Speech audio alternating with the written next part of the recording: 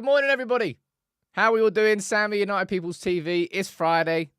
Some form of a Friday vibe here today. It's been a good week. It's been an enjoyable week.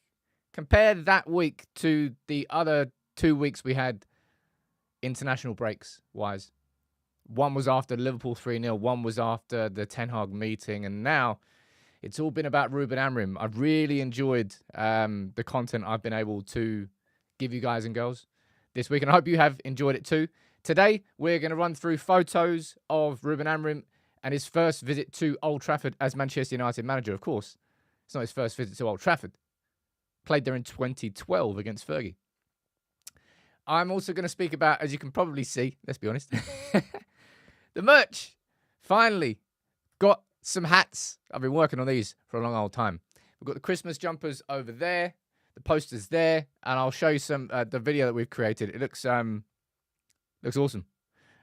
Sam, it's not even 1st of December yet. You look like a Christmas tree. Look, if I waited until the 1st of December, that's the big reason you kind of got to do it now. Overseas orders won't get there in time for Christmas. That's the reason I'm doing it now, all right? So if I waited until the 1st of December, lots of you wouldn't be able to get it if you wanted to. That's why I've got to tell you a bit earlier. We'll run through all the news of Ruben Amorim's first interview, which should be coming out later today. And we'll also run through the videos of him meeting fans on the tour. Run through Tyrell Malacia's interview with The Athletic, kind of find out some more information about exactly what the injury was. And also just a nice little conversation around him. And yeah, as always, you fire any comments, any questions, and we'll have a chat. It has been a busy week. Good morning to all the mods. Josh, you're there. Anuj, you're there. Alex, you're there. Good morning to all of you. Carl, I saw you at the start of the show as well. We've got Phil. How you doing? Jordan, nice to see you, buddy. Hydro. We've got Jonathan Rose, Lone Wolf, Nathan, Pyro, and Saeed. And over on Facebook, we've got Andre. We've got Siraj. How you doing, mate? We have Isaiah, and we've got Yusuf. Good morning to all of you.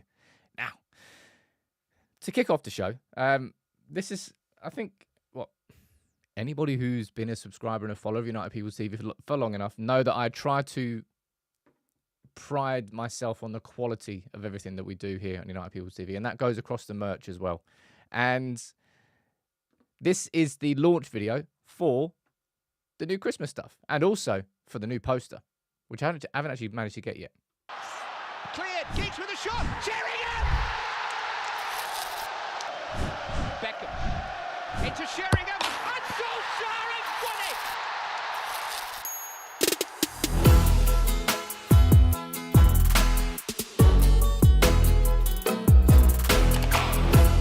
Jeez. Quite like that. I quite like that. But yeah, if you want to grab yours, everything is now available on the merch website. If you're a member, you get special discount codes, and I've gone onto the community tab and I've posted all of them. So if you're a squad member, you get 5% off. If you're a team captain, you get 10% off. And if you are a legend of the channel, you get 15% off. The codes are going to be in the community page, the community tab. So you go on youtube.com/United People's TV and click community. You'll see it in there. All right. But that's the new poster. I really like this one.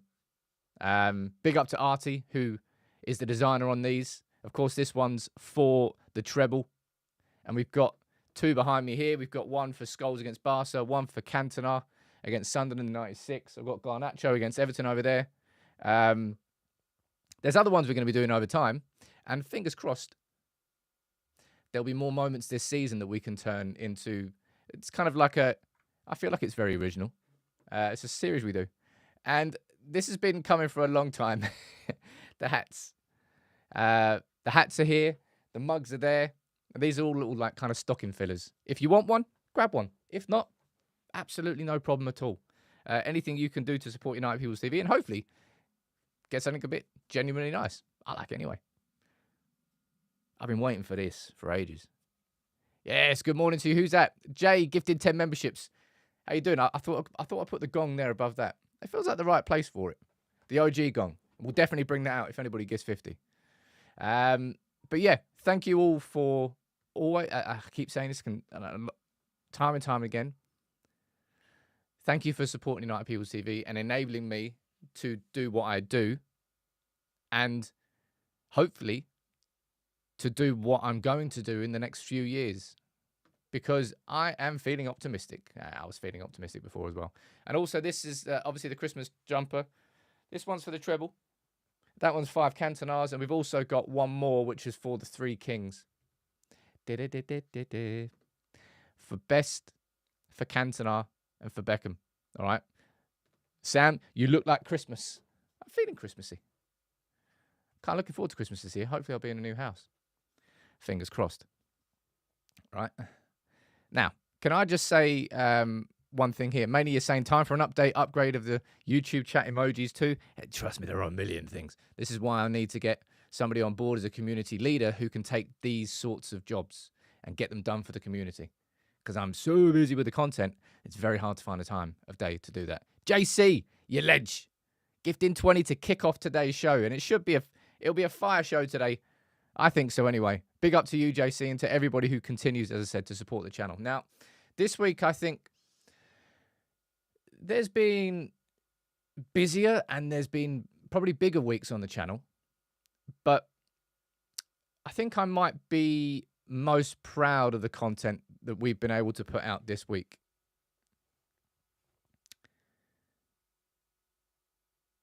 That video in particular. There are so many comments on that video from sporting fans. And sporting fans that say, like, thank you for being accurate, I suppose. And yeah, the response has been pretty overwhelming. It's these videos that I pride myself on the most. And I think it's these videos that I ultimately would love to... Imagine being able to do one of these every day. I mean, that would be impossible. Desert Storm, is this going to be another speech about how great your content is? Well, I bet you're fun at parties. If you're not in life, my friend, if you're not allowed to celebrate things that you've done and you put time and effort into, then, I don't know, what are you going to do? Just shout at a wall? Yeah, enjoy yourself. If you do something you're proud of, you should tell people about it. Followed that up with the video on the staff and then the video that we did yesterday, which is kind of the first time that we've really dived into proper animations on the channel. That's another level up. And I'm now going to, fingers crossed anyway, going to try to bring animations more into the videos that we are doing. Obviously, it's a lot more time consuming and a lot more expensive, but I think it raises the level higher again. So, yeah, thank you for the response to all the videos this week. They've been kind of different types of videos, but you've enjoyed them. Most Insane Sam, what video's coming out today? I think today I want to dive into a comment that Fabrizio Romano said on a video early this week about what types of players Ruben Amorim wants to sign and have a conversation around that. So I think that'll be an interesting one. And of course, we're going to have the Ruben Amorim interview probably to react to tomorrow. So I imagine that will happen. Pyro saying, I've watched the video twice and the start gave me chills. Man, I say this. I've watched that intro. I watched it like 50 times before I released it. And I was so happy to be able to use proper licensed music. Makes a big difference, man. Makes a big difference. Now, let's speak about the man himself. And you can hear from the man himself here. Well, for 7 seconds. What's the volume? There. I'm really excited. I think I'm where I'm supposed to be. That's the feeling. Jeez! Later on today, we will get that. I'm going to take this off now. My head's pretty hot.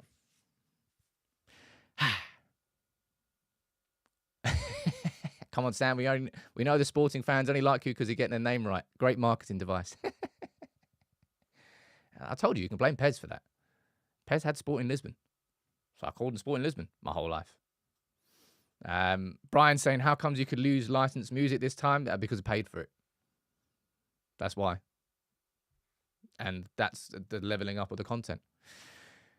But Ruben Amorim there at Old Trafford for the first time as Manchester United manager. He went round, he met all the staff. That photo there sort of sadly reminded me of when Erik ten Hag did the same thing. I remember the same video going around. Erik, I think, was wearing that grey suit, went round all of Old Trafford, shook the hands of every member of staff and just introduced himself really well.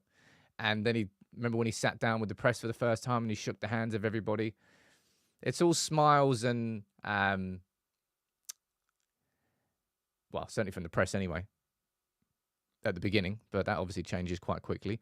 But Ruben Amorim, from those who have met him and spoken to him, a very good first impression. From all the Sporting fans who left comments on that video, they just keep reiterating again and again and again. It's just how connected they were with Ruben Amorim as a fan base. It's definitely the thing that's come across the most from reading the comments on the videos this week, and the Sporting fans that have come, I suppose, they're going to be interested to follow his journey in the same way that after United signed Ten Hag, and Ten Hag had so many supporters and fans, there are quite a few Ajax fans who ended up following the channel because they wanted to see how Ten Hag got on at United. And I imagine the same thing's going to happen now with some Sporting fans who want to follow Amorim's journey. William, you're saying this time it will be different, and I really, really hope it will be different this time. Jeez, my word. Can't be the same. But Ruben, he's a sharp dresser. I'll give him that. He's a sharp dresser. What are you saying down here? Mania, the Eric Ten Hag scene is going to give me PTSD. Look, it didn't work out with Eric. I've already spoken about any parallels I think that exist between Eric Ten Hag coming in and Ruben Amorim coming in. But to sort of, in my opinion, lazily say that it's the same situation, United are going to go down the same road again, I think is a sort of false narrative, because it's not the same at all. Of course it's not. They're two different managers. Are some circumstances similar? Yeah. Are some circumstances very different? Yes, they are. Now, here's a quick video here of Ruben Amorim around Old Trafford. Ruben, I'm Jason. Great to meet you. Nice to meet you. Welcome to Manchester United. It's a pleasure. It's an honor. It's an honor to have you. There's a bit in this video, let me find it, when he goes into the museum and then he ends up going into... Whoever went on a museum tour yesterday, you chose a good day. I'm a local lad, so for me... I know the coach. Hi guys. How are you? You okay? Hi. I'm going to have to stop that because I'm going to get shut down for music. Man, it's so annoying. Anyway, Ruben walked around the dressing room, met everybody who was in the dressing room, and just had a good time. Enjoyed himself, and then had a big old photo with everybody. It was just him getting used to his new surroundings. That's him now. He's gone to Carrington. He's met the staff. He's gone to Carrington. He's met the players that were there and available. He's now gone to the stadium, and he's met all the other staff at Manchester United, and he's met some supporters as well. Let me see what you're saying in the comments. Amorim gives the players a new chance, so will I. Yeah, I think that's what my video is going to be at lunchtime today. Lots of the attention has been on the manager, rightly, this week, and there will be more next week. But I'm going to take a little turn to focus on the squad this afternoon and just have a little conversation around there. Alfie, you're saying it's your birthday today. Happy birthday, buddy. Connor, you're saying love him, but Keane discussing Garnacho shows why he couldn't be a good manager. Can't empathise with anyone who doesn't have the exact mentality. Now, Connor, I think I'm going to have to agree with that one. That was the main thing that sort of came across to me from Roy Keane, Garnacho not celebrating. And Roy Keane just couldn't understand it because it's not how he thinks. And Roy Keane as a manager, I imagine if you are how Roy Keane wants you to be, you will get along well. But if you don't, you see things differently. And football players are different now. Football players are more susceptible to being distracted by off-field noise far more than they ever were before, because there is more. It's more direct. It's harder to get away from. It's easier to be affected by it. And Roy Keane just didn't empathise with that at all, and I thought that was really weird. Ian Wright was trying to sort of explain that to him, but Roy didn't have it. Jomo saying it's good and reassuring to see everyone smiling. Well, this is the photo that got me. I was like, cameraman, 10 out of 10. Unless he's looking at Ron Atkinson. I hope he's not. But yeah, cameraman absolutely nailed that. Ryan saying, Keane knows what it takes to win at this club. That's a saying I use quite a lot. maybe not directly to you, but like what got you here won't get you there. What got Manchester United and the Roy Keane team that he played in at Manchester United, what got us there to the Premier League and winning, if you try and take that exactly and you drop it into the team and the squad and society now, it does not fit in the exact same way. You have to shape it and mold it and take aspects of things that worked previously and mold them to what exists now. Right? That's what I mean. Yeah, Roy Keane does have some principles which absolutely need to be brought into this team. Players with intensity, which I will speak about in the lunchtime video. But it's not just a case of what worked there will work here. Right? And if you think that, then fair play. But it's not going to work. You're going to butt heads. You really are. And you're saying perhaps it shows a weakness in the academy system. We're churning out quality footballs, but not strong, well-rounded people. Well, it's not really the issue with the academy system, is it? It's just an issue with Manchester United players, whether they're academy players, whether they're brought in as senior players, whether they're brought in as up-and-coming players. There's a continued sort of mentality problem, which is far deeper than the training or the upbringing those players get or where they come from. It's just the club itself. And as I said, that is the main takeaway I have from all the content and all the reaction from sporting fans this week, is just how connected they were to him, how sad they were to see him go, and how great a job he did at Sporting to reconnect fans to the club who, as I covered in the video, like 2 years before he came in, fans were literally breaking into the training ground and beating players up. To the point where, like, I think Rafael, somebody pointed it out in the comments, saying Rafael Leao was one of the youth players that actually ended up leaving Sporting and, of course, has gone on to become a very good player. That was the context, and hadn't won the title in 20 years. You want to talk about differences? Yeah, there's a big difference there in how he managed to bring a sleeping giant back to the top against the odds. Now, I wouldn't say it's against the odds at Manchester United, but we certainly are a sleeping giant. And we have some way to go. And I said it in that video as well. The only way I think Ruben Amorim is successful, or any manager is successful at United, is if they bring back that United against the world mentality. Like, once you're in, you just close the doors. And then we all just fight together. And if you do that and you close out the outside noise, you ignore the distracting factors, and you just believe in the teammates, the person who's to your left and to your right, kind of, I don't know, like treat it like an army. I don't know if that's the right way to describe it. Treat it like a family. Either way, that's the thing that we just still have never been able to get. Pyre saying, I love Kino, but I'm not raising my child the same way my father raised me, if you get my analogy. Well, that's a very, I suppose, apt analogy. It's the same sort of thing that I'm trying to say here. What got you here, what will not get you there. Society, football teams, players, everything changes. And it's exactly why I've said it quite a few times. I think if you drop Sir Alex Ferguson into football nowadays, do I think that Fergie would have the same sort of success that he had previously? No, I don't. I think, well, remember that Man United didn't have a Twitter account until Fergie left. That always makes me laugh. I'm pretty sure I haven't made that up. I remember it. Anyway, that's a great photo. Whoever took that one, 10 out of 10 to the cameraman. Give him a little cheeky raise. But Ruben has now visited Old Trafford. He's met the players. He's met the staff. He's met the football board. And for anyone asking down there in the comments, the suggestions are that he should be taking his first training session probably at the start of next week. And that's when we're going to see Ruben Amorim on the training pitch. And remember, of course, lots of players are away on international duty anyway. So it's going to be a limited squad that he has to work with until, I think, Thursday is probably going to be the day when he has the full United squad available. I think so anyway. But yeah, I'm looking forward to the interview that's going to be coming later today. Although, annoyingly, I'm going to be going to a gig. I'm going to go and see Nas at Royal Albert Hall. Nas at Royal Albert Hall. That's awesome.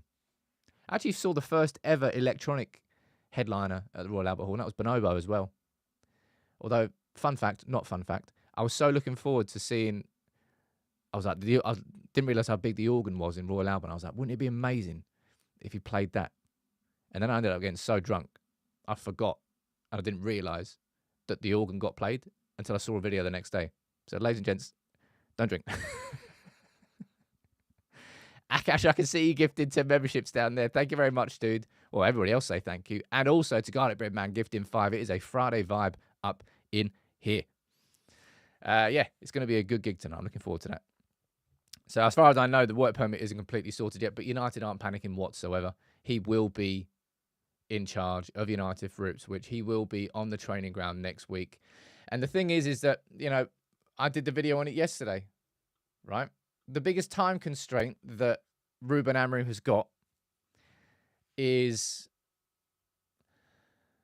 implementing his system, is getting United players to understand the differences in principles and the differences in shape and build-up. And there's a lot that has to be given across to players, and they have to absorb a lot of information in a very short space of time. And he'll only have a week to do that, and it won't be with the full squad. You'll have some players returning from international break on maybe Wednesday or maybe Thursday. So that Ipswich game is going to be difficult, because as much as Ipswich have not had the greatest of seasons, you saw what they did against Liverpool in the first game of the season. You saw that they just beat Spurs away in their last game. So they're going to come into this with some confidence, I suppose. And it will be an intense game. That's how Ipswich play. It may well end up getting them relegated, but in the same way, I've spoken about this a few times, when Burnley came up with Vincent Kompany, they didn't shift and they got relegated. You look at Russell Martin in Southampton right now, he's probably going to get sacked. They've just not been able to implement it. Kieran McKenna having a slightly more success, but not really. It's a struggle for them, and they have to win the home games. And Kieran McKenna playing against Manchester United, he will love it. But Ruben, I'm guessing there's going to have to be a simplified version of his overall game for the Ipswich match. And then I think we've got, is it Bodo Glimt in the Europa League on a Thursday? Then I think we've got Everton at home. Let's have a quick look at his first 5 fixtures. I haven't actually looked at this yet. I think I've got the first 3 right. I think it's Ipswich, Bodo Glimt, and then Everton. And I think we've got Arsenal away, but I think there's another game in between then as well. No, that's the wrong thing. Fixtures. Oh, no. Arsenal is straight after. Whoa. That will be tasty. Right. Here's the first few games for him. Ipswich on the Sunday, 4:30, and then Thursday at Old Trafford. That'll be his first game at Old Trafford, and he'd hope that United will beat Bodo Glimt. But I think they beat Porto. It won't be the easiest game. Then we've got Everton at home on the Sunday at 1:30, and Wednesday, 8:15, Arsenal away. That's going to be, they're all going to be tests, and Ipswich away is his first game. It isn't easy, if I'm being completely honest. But given that we are, if I remember correctly, I haven't checked, we're 4 points behind Arsenal. If we can do a win, who says that? If we can win away Ipswich and win at home against Everton, and maybe Arsenal do the same things, and we go into that Arsenal game maybe 4 points behind them, big game. And Arsenal are wobbling this season. When you take, all of a sudden, when you take Odegaard out of Arsenal, they're a different... Oh, my God. And Arsenal, over the last couple of years, have had very few injury issues. They've had a really solid starting 11. And that's why they've been so close to winning the league, but not quite there. And it seems like they're having a wobble. Well, they're certainly having a wobble this season. Then after Arsenal, who we've got? I think we've got City away at some point soon. Nottingham Forest at home. Then we've got Pleasant away. And then we've got City away on the 15th of December. Jeez. I can't wait. I cannot wait for football to be back. And I can't wait to see what this man can do. Devil saying I smell blood at the Emirates. Should we get a little Jesse Lingard? Get a little dance going on. Adibite, you're saying that Arsenal are struggling due to injuries. Yeah, it's not just injuries with Arsenal. It's just that they are, of course, the injuries, sure. But they are just struggling. And it feels like they've got so frustratingly close in the last 2 years that maybe things are starting to affect them in ways that they weren't before. And City, of course, are wobbling. Was it they lost 4 in a row right now? Something like that? Better. Steve saying, bit off topic, but the Christmas jumpers standard size. Yeah, dude, they are standard size. I would always recommend probably going, well, actually, you can just check what the size guide is. And if you have any issues, email the team, merch@thepeoplesperson.com, and you'll get some help, all right? Odegaard's back in now. I'm looking forward to it. Man. Arsenal away in his 4th game, but Ipswich first, Bodo Glimt, and then Everton. Let's see what can happen. What do you think down here in the comments? Craig, I appreciate the comment there about the content. Apparently, I'm not allowed to speak about content you're doing well. So that's just something I've learned now. And I sod that. If you do stuff that you are proud of in life, ladies and gents, shout about it. If you put a lot of hard graft in, then shout about it. And be proud to. And that's what I'm doing here. I commit a lot of my time and a lot of my life to this channel. And I love doing it. And that's why I'm sort of so happy with the response to the content this week. What was you saying in the comments? Ugarte and Mount pressing in the middle of the pitch. Hey, the jury's out on Mason Mount. Jury's out on Luke Shaw. Both of them would improve our starting 11 probably if they were fit and available. But are they fit and available? Nah, no one really knows. I can't rely on Luke Shaw. You can't rely on Luke Shaw. Everyone knows that. In terms of injuries, let's quickly move on to the second part of the show. I'm going to speak about Martinez. I'm going to speak about Tyrell Malacia. Reports coming out of a strange cut that United might be doing. And McTominay speaking about leaving United. Some good things. And, of course, the map's going to be coming later. So don't forget that. Make sure you drop a like on the video. Hellfire saying, who edits your videos? We've got a great editing team. It's not just one. But big up to Steve. Big up to John. I can't tell you all the names of everyone's involved behind the scenes. Steve, John, Ronnie, George, Louis, Parry, Steve, Ollie. There's more as well. There's loads. I apologise if I forget your name. There's so much more behind the scenes that no one sees. And that's the beauty of a team, right? Now, with Martinez. Martinez pulled out of the international duty, and he's probably back at Carrington now, and he's met Amorim, and he's just working on the rehab on a slight back strain. I don't know what it was. Did he get kneed in the back? Did he fall painfully? I can't remember what it was. Anyway, Scaloni, of course, is Argentina's manager, saying, look, we didn't expect the case of Lisandro. We saw that he had suffered a blow to his back, but apparently he had no problem, just pain. When he arrived here, the pain increased a bit. He underwent tests and is not fit to be here. So fingers crossed that it's nothing more than a precaution. Kind of strikes me as precautionary more than anything. Otherwise, you wouldn't have got on the plane in the first place. If he was actually injured, he wouldn't have got on the plane. He's just like, I can feel something there. So fingers crossed that Martinez is fit and available. I can't wait to see. I wonder, type it yes or no in the comments, right? Do you think the Man United's back three against Ipswich is going to be Martinez, De Ligt and Yoro?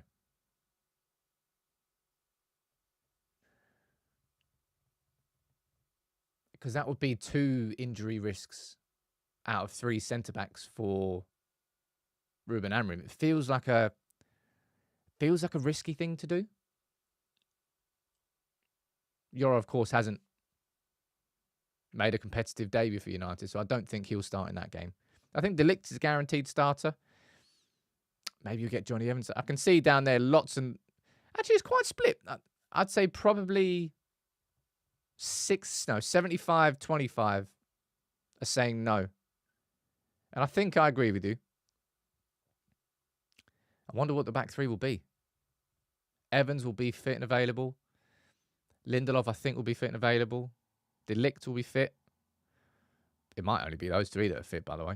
We don't know about Martinez. I don't know about Harry Maguire. And I don't know about Lenny Yoro. So it might just be those. You could have... Yeah, you can see down there, you could get Mazraoui playing as a right-sided centre-back. And then Dalot playing as a right wing-back. There's options. There will be options. Good luck guessing that starting 11 when it comes out next week. I'll drop the starting 11 video on Thursday. That'll be a fun one. But I got no idea what that starting 11 is going to be. And a little comment here. Saw a stat from Statman Dave on Mazraoui. This bad boy has made more tackles than any other player across Europe's top 5 leagues so far this season. Isn't it nice when United get a signing right? Kind of feels strange. Typically, United, we've kind of gotten used to accepting that all signings will take, I don't know, a long time to settle in, and you can't make judgments too quickly. And then you got not Martinez, Mazraoui, who's just come in straight away and just looks like a baller. And in a very dysfunctional team, by the way. And playing right back and playing left back and chopping and changing. He's just a very, very, very good, intelligent, press-resistant footballer who makes Manchester United a better team. I don't think there'll be a better value signing in the Premier League this season. Yeah, Jonathan, it was a bit weird. I think I've said that quite a few times about how angry so many people seem to be that Man United were moving Wan-Bissaka on and bringing Mazraoui in for pretty much zero. Of course, that heart problem that happened, and then he was back training about 6 days later, something like that. I think I got really annoyed at that point because everybody was trying to follow like a random Twitter account saying that he was going to be out for 3-4 weeks, and I was like, well, hold on here. Let's wait for the official news to come out. And then he was back training the next week. Mazraoui could well play at right side centre-back. I don't think that's an impossible situation, Mikey, if I'm being honest. Certainly with the injuries at the beginning. I'll type this in the comments now, right?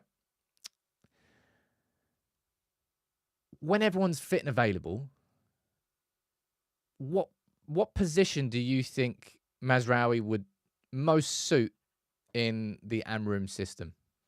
I'd be curious to know what people say here. Because, of course, he's played right back at United. He's played left back at United. Both of those are now going to switch to wing-back roles, left wing-back, right wing-back. The right wing-back under Amorim typically, well, in the last couple of years anyway, has been that left-footed player who cuts inside. It's Quenda right now. It was it Carlos Santos before? Both left-footed players. Could he be a right-footed left wing-back? I don't know. Let me see what you're saying in the comments. Lots of you are saying right wing back. Kev and you're saying left wing back. So's Christopher and Sorinola. Maybe it's going to be that right-sided centre-back. But I actually think that's going to be Yoro's position on lock. When Yoro's fit and available, that right-sided centre-back spot is just his. Depwork, he's saying, I don't really know if he suits the system well. Not perfect for a wing-back or a right-sided centre-back. I think what we've seen from Mazraoui is, you know how some people have versatility as a strength? Some people are just like jack of all trades, master of none. But Mazraoui's versatility is he's just comfortable and confident in a variety of positions and roles. I think he'll be able to do both of those. So if United have injury problems, he'll be able to slot in there, no issue. I'm guessing it'll be right wing back, but I don't really know. And I think I've said this before, but if I was Amorim looking at this squad, I'd have more questions about the wing back roles than I think I would of any other position in this squad right now. Of course, up front. But the potential of Højlund is phenomenal. And it is a system with one striker. Now, Xerxes, there's questions. Hey, look, I'll speak about the squad in my lunchtime video, right? Yeah, Rex, thank you very much, dude. We absolutely smashed through 460,000 subs this week. The road to 500 is properly underway. And fun fact, I'm going to be speaking to the software team this week and hopefully bringing in some new interactive and engaging elements around the road to 500 that we can all get involved in together, and also around gifted memberships, because I want to do more around gifted memberships and make more of an event of it. Maybe gamify it somehow. I don't know. That's what I'm going to be having the meeting about this week. Someone else saying a holding midfielder for Mazraoui. I don't think it'd be a holding midfielder. Not for me. We'll find out. Now, let's move on to quickly talk about this, because I thought this was very weird. So this come from Mike Keegan from Daily Mail, saying that Manchester United are considering cutting the payment to the club's Disabled Supporters Association. Is it MUDSA? Yeah. It's not exactly much, right? Cutting it from 40,000 a year to 20,000. And that just strikes me as what's the point in that? Now, I haven't had any direct involvement with MUDSA. I don't know how well they operate. And if anybody does, then please email me. Maybe we can have a chat about it. But it just seems like why would you do that? To save like 20 grand. I know that cuts have to happen, but like, Jesus, that's a bit of a weird one to me. London Cabbie saying Mike Keegan is so anti-United, it's a joke. I think this is a piece of news that needs to be covered, if I'm being totally honest, right? But let's find out whether there's anything more on that and whether the Athletic report on it. But it's, yeah, I know Desert Storm talking about marginal gains, but that is the most marginal of gain from a financial perspective. Just seems weird. Seems odd, that one. Now, you might say, Sam, you're being a hypocrite because you didn't call out anything to do with cutting 25% of the workforce. No, because that was a massive cut for a hugely bloated workforce. And there are those that were inside that sort of admitted it was a bloated workforce, because it was a bloated workforce. It was bigger than any other workforce at any club in the country, or probably the world, and the results weren't there. So it's kind of different. That one there, save 20 grand a year. I think it's a bit weird. Now, let's move on to this point here. This article. Tyrell Malacia made his return to action this week for the under-21s against Huddersfield. The first time in over 500 days that he kicked a ball for United in a game. And it's been a long-ass road of recovery. And I just want to run through a couple of points that are sort of raised inside this article. All right, let me show you this point here to start. No, I'm just going to explain it to you rather than showing you. If you want to read it, I'd encourage you, right? Not sponsored by The Athletic, but I'm a long-time subscriber. I do still think, and I have thought for a long, long time, that The Athletic cover Manchester United better than anyone. Now, inside this article, it explains that the injury for Malacia was actually a meniscus tear. Meniscus tear, I think, is just inside your knee. It's a ligament. And the issue which we already knew was that he had to have more surgery. And I actually knew this information before too. But Manchester United wanted Malacia to have surgery in England. He didn't want to have it there. And United agreed for him to have that surgery out in the Netherlands. And then what happened was that scans after the surgery was done revealed that there were some like cartilage fragments left around the surgery. And that one of two things could happen. One, you could wait to see if it naturally went away. Or number two, you could have more surgery to correct what shouldn't have been left. And that's what United did. And that was a big reason why the delay happened. And then on top of all of that, and I thought this is kind of like indicative of how bad United's injuries were. Towards the end of last season, when Malacia was supposed to be coming back, there were so many injuries at United that United couldn't give Malacia the actual focus and attention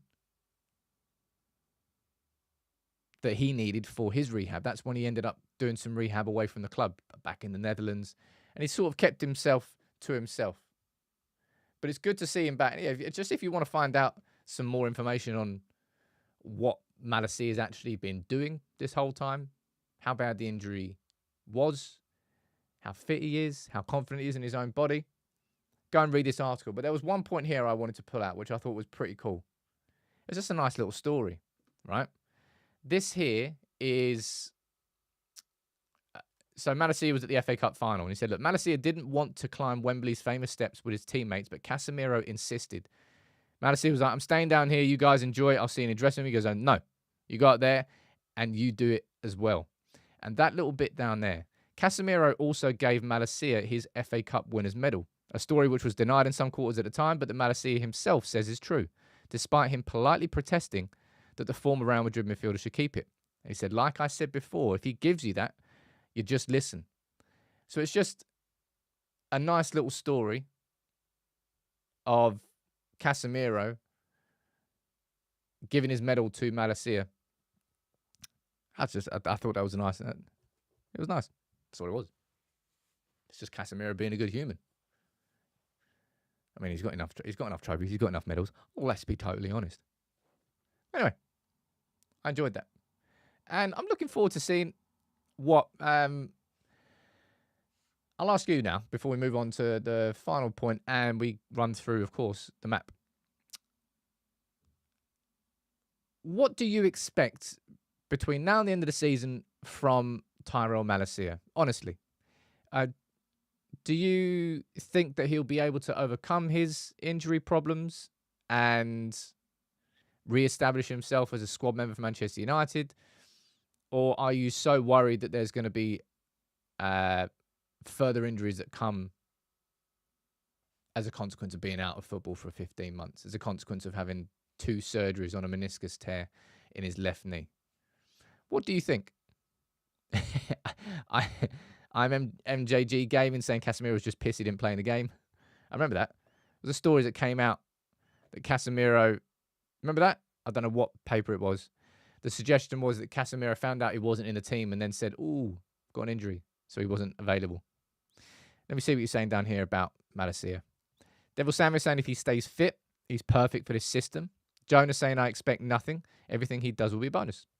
Tebster saying he'll be sold at the end of the season. I'll be honest, I'm selling...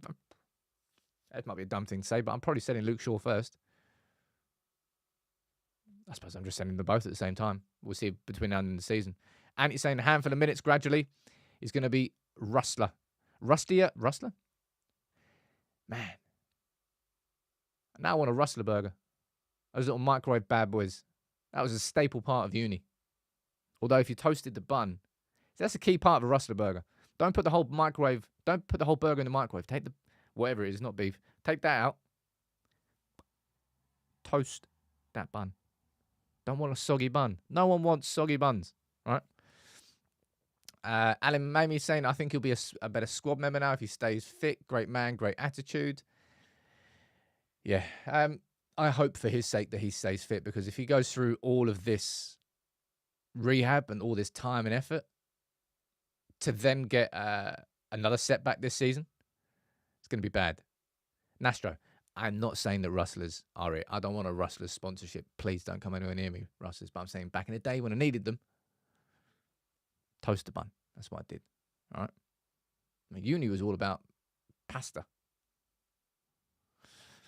Kagotso saying it's his first major injury. I think it is. I don't actually know what his exact injury record is, but I'm pretty sure that's his first major injury. Don't quite know. How old is Malacia? 23? That's what I would guess. I think I've got this spectacularly wrong before then, no? Yeah, he's 25. Well done, Sam. Swing and a miss. I'm normally pretty good at that. Right. It's Friday, and as I said, thank you all for your continued support of the channel, for getting involved, for making this live chat what it is and the community what it is. And if you want to, check out the merch, uptvmerch.com. The hats are out. Finally, got my little Home Alone number on. You can get it without the bobble on as well. And to wrap up today's show, come on, it's map day, all right? For anybody who's just tuning in, welcome aboard. For long-time viewers, this is the map, 702 different points. So over the course of however many years we've been doing this show now, about 2 or 3 I add every Friday, and we're up to like 700 now. What city, what country are you watching from? I'll get you on the map. Siraj, you came in strong there and quick on Facebook, so you can go on Nottingham. In the mighty Nottingham. Ba-da-ba-ba-ba. Who's going to watch Gladiator 2 at the weekend? Come on. Can't wait to see that. Denzel being the bad guy. That's going to be prime cinema. Prime Cinema. Right. Let's go. We've got Aravind watching from Hyderabad in India. Thank you very much, dude. Hyderabad. And let's get one more. No map song. I forgot, actually. What about that one? No, that doesn't work. What about that one? Still works. I'm not playing the whole thing, though. My God. One more. We'll go for Blaine watching from Oudtshoorn in South Africa. How the bloody hell do you say that? Oudtshoorn, Western Cape. All right, well, at least I spelled it right. Awesome. So 3 we've got on there today. We've got Siraj in Nottingham. We've got, I forgot the names now. Blaine in Oudtshoorn and someone down in Hyderabad. Awesome. Thank you all for a wonderful week and certainly a better week than we've had in recent weeks. Tonight, you're going to be hearing from the man himself, Ruben Amorim, probably his first interview with Manchester United. I'll cover that tomorrow morning in a reaction video because I'll be busy tonight. Nas Illmatic. Oh, great album. Looking forward to it.